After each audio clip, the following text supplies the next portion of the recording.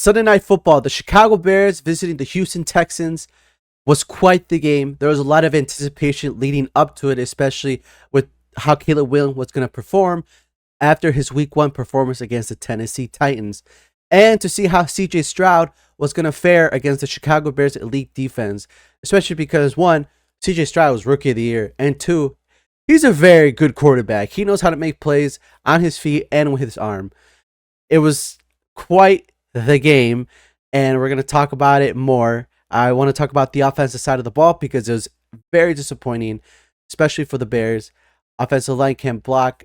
Caleb Williams still having problems throwing deep downfield, having accuracy issues, and I just don't think he's settling his feet quite right with professional defenses where he could not get where he could get away with it in college, but against the pros where everybody's elite, it's a little harder to do that. So let's talk about the offensive side of the ball and talk about week 2 of the Chicago Bears versus the Houston Texans. Get right to it. At the beginning of the game, Caleb looked pretty solid, making some short, good throws, check downs to get his confidence up. But anytime he tried to make a deep throw down the field, he just could not connect. I don't know what his problem is. I don't know if he's still nervous to beat an NFL quarterback going from college to grown-ass men in the NFL. He is playing a little bit better, but he's not quite there with his timing and especially with his deep throws. I'm getting sick and tired of seeing check downs and like little 2-3 yard plays. I want to see Caleb make like a 60-yard bomb like Sam Darnold did with Justin Jefferson against the 49ers. That was an elite play, and that gets me so hyped, and I just want to see Caleb do something just like that. I understand what Caleb's trying to do. I know he's trying to scramble, fight for his life, because our offensive line cannot block for anything. They can't even block a fly. They can't do anything. And Caleb is just trying to use his legs, trying to make these electric plays, and I feel like he thinks he can get away with it. But like I said, these are grown-ass men that are trying to feed their families, that are headhunting Caleb Williams, his body, man.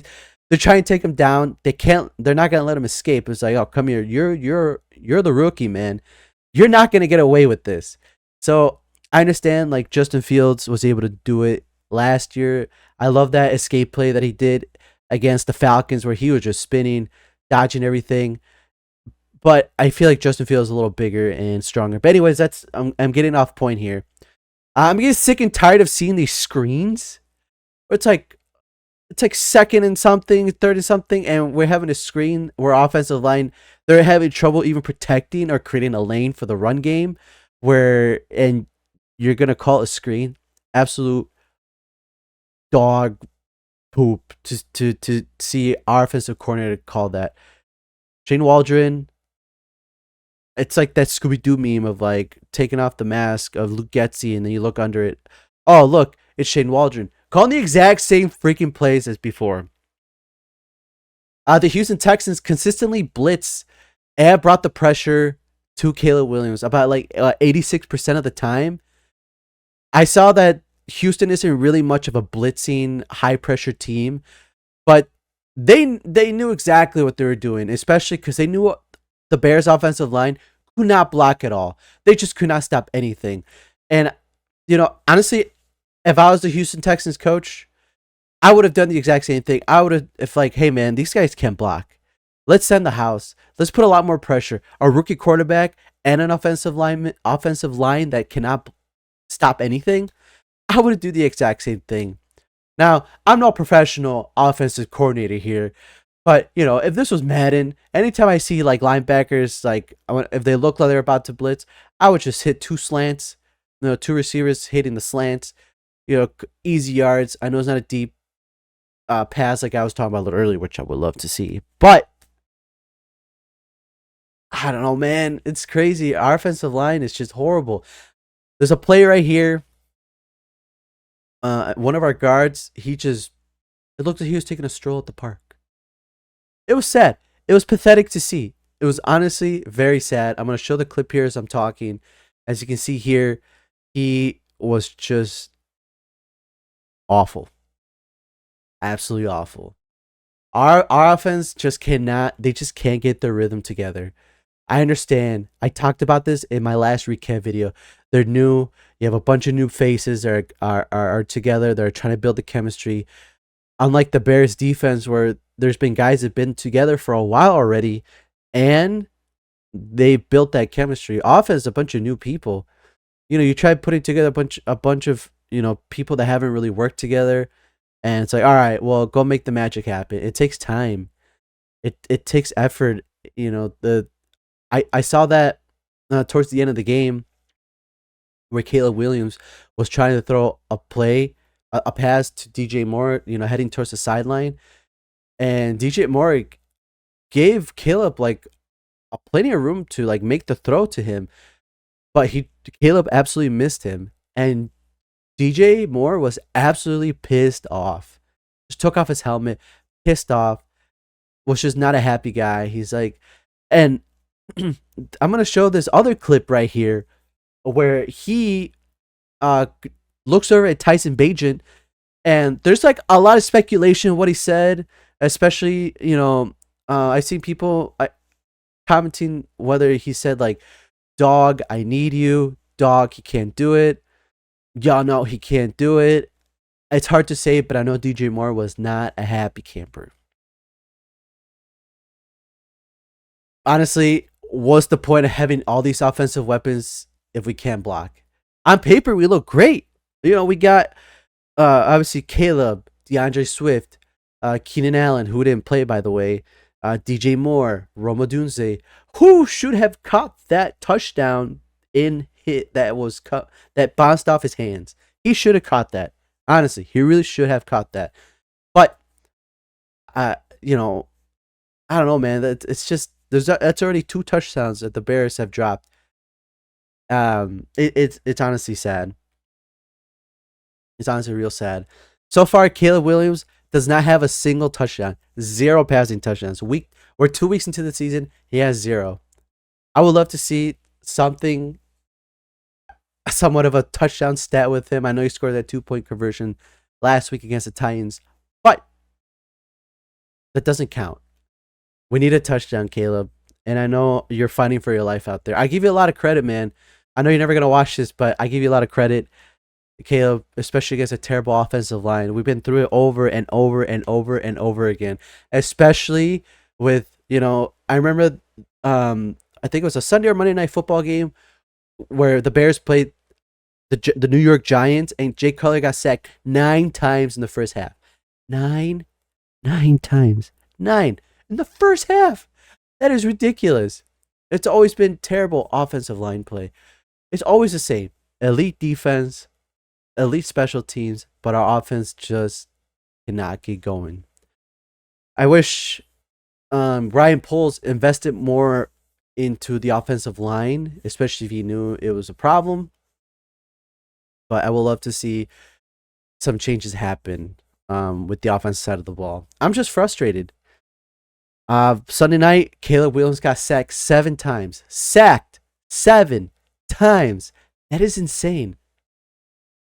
I understand that the Texans defense is absolutely elite, and especially their front four, absolutely elite, fantastic. They're elite. After so many hits, you could see Caleb Williams was just shaken up. He was getting pissed. I feel like his confidence was getting shaken up.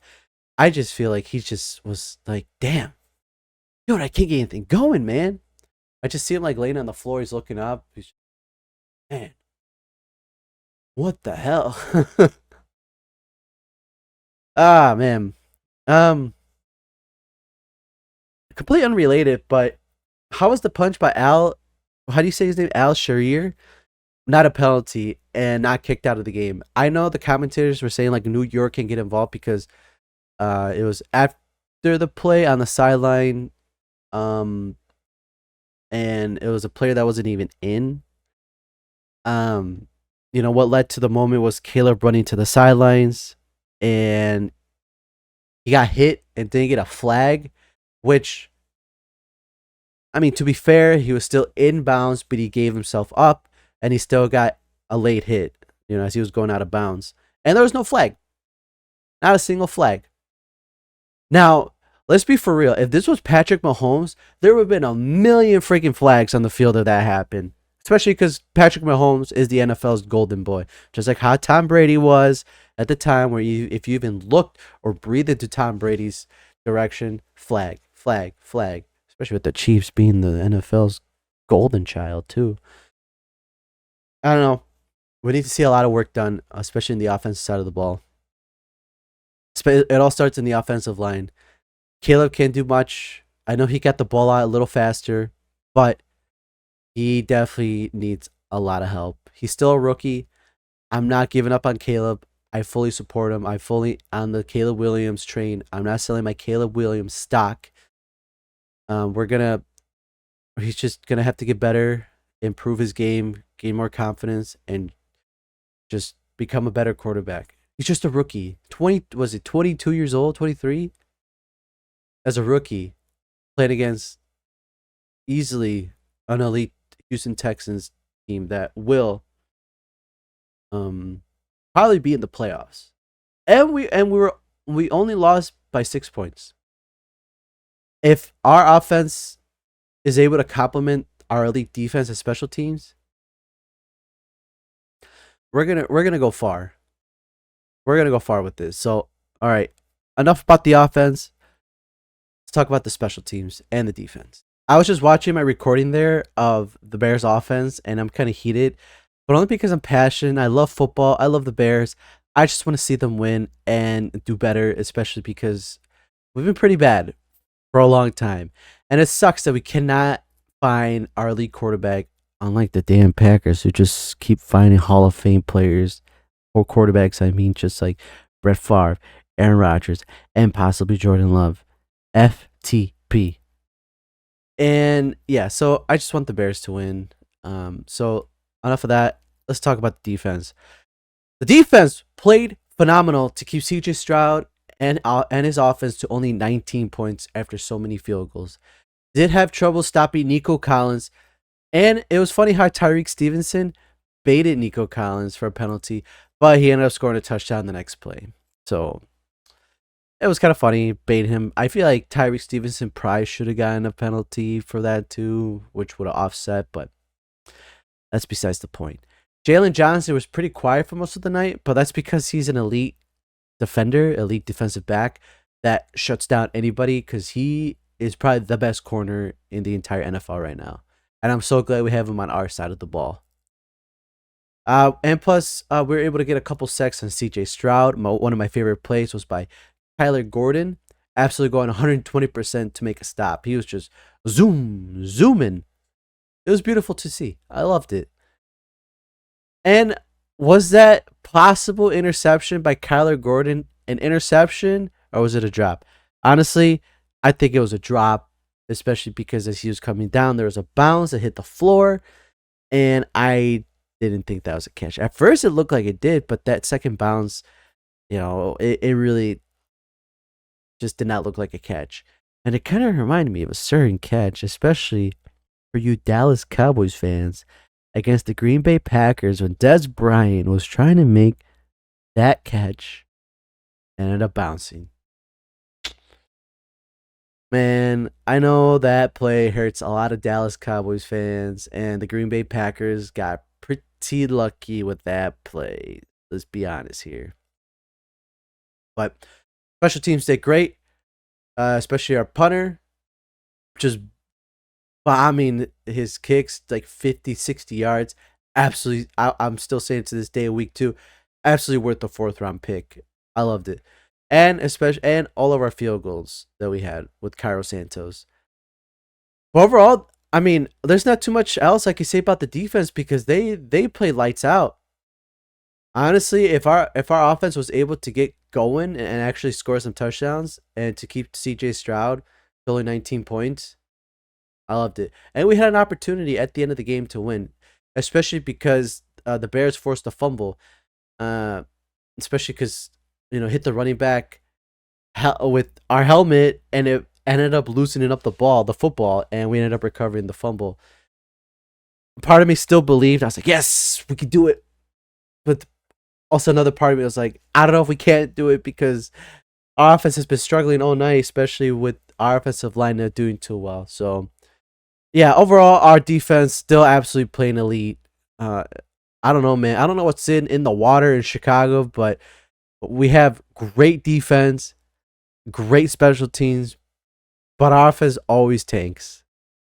Must be like the anti-quarterback water that we have in Lake Michigan. Ugh. But overall, like I said, if our offense can complement our defense and special teams, the Chicago Bears are going to be absolutely unstoppable. And the only way to do that is to start addressing the foundation of the offense, which is the offensive line. If our offensive line can be fixed, can protect better, run block better, and give Caleb a little bit more time where he's not fighting for his life out there, to make a play, we're gonna be elite. I can't. I could just feel it. We're so close. The NFC North gonna be trembling in their boots. Yeah, sure. Maybe the Packers won. With Jordan Love out and Malik, playing against the Colts, but the Colts are. And the Minnesota Vikings beating the 49ers, that was interesting. I had the 49ers picked, but Sam Darnold, man, he's really proven everybody wrong. And then the Detroit Lions are, the Lions. So, um, yeah, that's my week 2 recap of the Chicago Bears versus the Houston Texans. And hopefully week 3 against the Colts, you do a lot better. Go Bears! The Caleb gonna get better. Our offensive line hopefully gets better, and we'll do better. That'll be all. Thanks for watching. If you enjoy this content, hit the subscribe button, give a like, and I don't know whoever made it to the end of this video all the way, but go Bears. Have a good night and a good day. Talk to you later. Bye.